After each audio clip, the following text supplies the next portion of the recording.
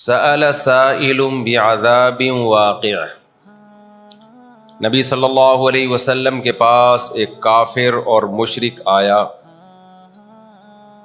یہ باہر کے لوگ بیٹھے ہوئے، ان کے لیے کوئی ترجمان نہیں ہے، بیچارے کینیا سے جماعت آئی ہوئی ہے.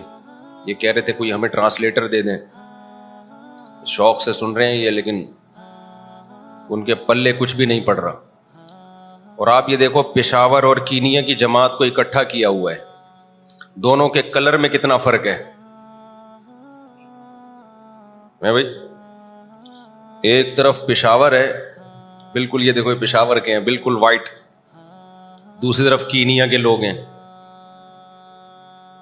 اس سے پتہ چلتا ہے کہ صرف مذہب ایک ایسی چیز ہے جو ہر طبقے، ہر نسل اور ہر قوم کے لوگوں کو آپس میں جمع کر سکتا ہے. سمجھتے ہو گے نہیں سمجھتے؟ دنیا میں مذہب واحد وہ دعوت ہے، وہ نعرہ ہے جو ہر طبقے کو جمع کر سکتا ہے، باقی کسی کے پاس کوئی نعرہ نہیں ہے. اسلام جب دنیا میں آیا نا تو عربوں کو عربیت پہ بڑا فخر تھا. انہوں نے غیر عربی کا نام عجمی رکھا ہوا تھا. عجمی پتہ ہے کسے کہتے ہیں؟ گونگے کو، جانوروں کو کہتے ہیں. جانور چونکہ بولنا نہیں آتا نا ان کو، تو عربی لوگ غیر عربی کو سب کہتے تھے یہ گونگے ہیں، ان میں بلاغت نہیں ہے، فصاحت نہیں ہے. نام بھی کیسا توہین آمیز رکھا ہوا تھا. اور فخر اتنا تھا، اتنا ان کو اپنے اوپر تکبر. تو اللہ تعالیٰ نے اس قوم میں جب پیغمبر بھیجے تو پیغمبر نے یہ نعرہ لگایا، لا فضل لعربی علی عجمی ولا لعجمی علی عربی. آج کے بعد کسی عربی کو کسی عجمی پہ کوئی فضیلت نہیں، اور کسی عجمی کو کسی عربی پہ کوئی فضیلت نہیں. اچھا، آپ کو پتہ ہے کہ قوم پرستی کے خلاف باتیں کرنے والے بھی بہت ملتے ہیں، لیکن ہوتے وہ بھی قوم پرستی ہیں.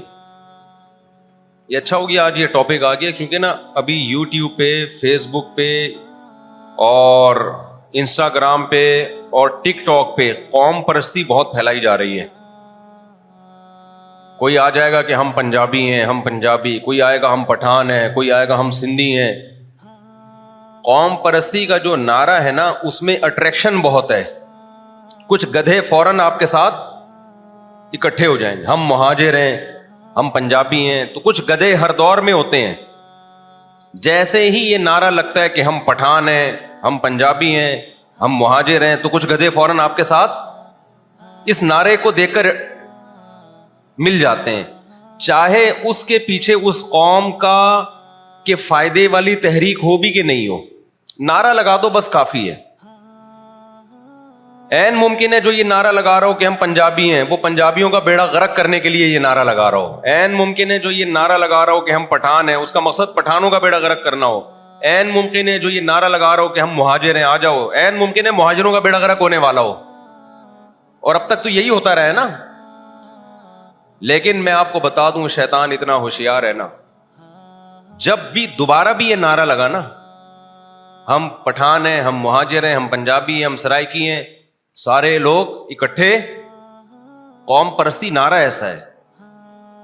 یعلمون ظاہرا من الحیات الدنیا، قرآن کہتے ہیں یہ دنیا کے ظاہر کو جانتے ہیں.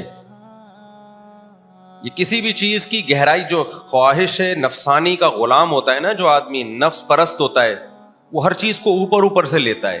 کسی چیز کی ڈیپتھ میں جا کے، اس کی گہرائی میں جا کے نہیں دیکھتا کہ اس نعرے کے پیچھے کتنے خطرناک عزائم ہیں. آپ کو پتہ ہے قوم پرستی کا نعرہ ایک ایسا ہے جس کی کوئی بریکیں ہی نہیں ہے. مثال کے طور پر دو آدمیوں نے دوڑ لگانا شروع کی. آپ کو کہا کہ جو اس میں جیت گیا اس دوڑ میں اس کو ہم اتنے پیسے دیں گے. ہر آدمی کوشش کرے گا نا کہ میں دوڑ میں کیا کروں، بولو جیتوں. لیکن آپ دیکھو کہ یار مجھ میں اسٹیمنا بھی ہے یا نہیں ہے. آپ کہو گے بھائی گراؤنڈ کتنے کلومیٹر لمبا ہے جہاں ہم نے دوڑنا ہے. وہ کہے گا 1 کلومیٹر. آپ نے کہا چلو یار. وہ کہے 2 کلومیٹر. ہو سکتا ہے کچھ لوگ ہٹ جائیں. کچھ کہیں نہیں یار ہم 2 کلومیٹر نہیں دوڑ سکتے, لیکن ہو سکتا ہے بعض لوگوں کا بڑا زبردست اسٹیمنا ہو, وہ آ جائیں گے. پھر آپ نے کہا نہیں ایکچولی 2 کلومیٹر نہیں 3 کلومیٹر ہے, 2-4 لوگ اور چھڑ جائیں گے ہی نہیں چھڑ جائیں گے, یار 3 کلومیٹر کون بھاگے گا, لیکن بڑے بڑے فنٹر وہ رہ جائیں گے. پھر اس نے کہا نہیں 3 نہیں 4 کلومیٹر ہے. تو بھائی وہ ہوتے ہوتے کم کرتے کرتے 10 کلومیٹر بھی لے گیا نا, تو ایک آدھ شاید بچ جائے. لیکن اگر اس نے کہا کہ لامتناہی ہے, بھاگتے رہو گے ساری زندگی, کبھی بھی یہ فتح نہیں ہوگا, تو دنیا میں سب سے بڑا جو بے وقوف ہوگا نا, وہ آئے گا اور کہے گا میں اس مقابلے میں شرکت کرنا چاہتا ہوں. تو قوم پرستی ایک ایسی دوڑ ہے جس کا کوئی اینڈ. مثال کے طور پر آپ نے نعرہ لگا دیا ہم پٹھان ہیں, تو جب آپ اس نعرے میں کامیاب ہو گئے, یہ نعرہ لگا دیا ہم پنجابی ہیں, تو سارے پنجاب والے جمع ہو گئے اور ایک الگ ملک بنا لیا, وطن بنا لیا, یا کوئی صوبہ بنا لیا فرض کرو. تو آپ کا کیا خیال ہے, سارا پنجاب کیا ایک قوم ہے بھائی؟ پنجابیوں میں آگے 20 قومیں ہیں, یہ راجپوت ہیں, یہ شیخ ہیں, یہ فلاں ہیں, یہ ڈمکانا ہیں. تھوڑے دنوں کے بعد راجپوت کھڑے ہو جائیں گے, ہم راجپوت ہیں, جو پنجابی غیر راجپوت ہے ہم اس کو نہیں مانتے. ٹوٹتے چلے جائیں گے. مہاجروں میں دیکھ لو, بہاری الگ ہیں اور دہلی کے یو پی کے الگ ہیں, بولنے کا اسٹائل میں فرق ہے. ہم یو پی کے, ہم جب دہلی والوں سے ملتے ہیں ہمیں پتہ چل جاتا ہے کہ اس کی اردو کہاں کی ہے. حیدرآبادی اپن بریانی کھانے چلے, بولتے ہیں کہ نہیں بولتے؟ ارے اپن ابھی دیکھو مجھے لگ رہا ہے حیدرآبادی ہے یہ, تو گٹکا کھاتے ہیں نا اپن گٹکا کھا کے آتے ہیں. جو یو پی کے ہیں وہ تو ہم لوگ تو اپن نہیں بولتے. آپ نے دیکھا کچھ لوگ ہے کو ہے بولتے ہیں, کیا پکا ہے, اردو اسپیکنگ میں. ایسے ہماری گلی میں صاحب ہیں, وہ کہتے ہیں صاحب وہ بریانی پکی ہے, وہ کہتے ہیں بریانی پکی ہے, ہم کہتے ہیں ہے نہیں بھائی ہے, کہتے نہیں پکی ہے. تو اتنے لہجے ہیں کہ آپ اگر اردو کے نام پہ ڈیوائڈ کرنا شروع کر دیں تو پھر بہاریوں کہیں گے ہمیں الگ صوبہ چاہیے بھائی ہمیں, اور جو دہلی والے ہیں وہ کہیں گے بھائی ہمیں الگ چاہیے. اور سب کے تہذیبیں بھی الگ الگ ہیں, فرق ہے.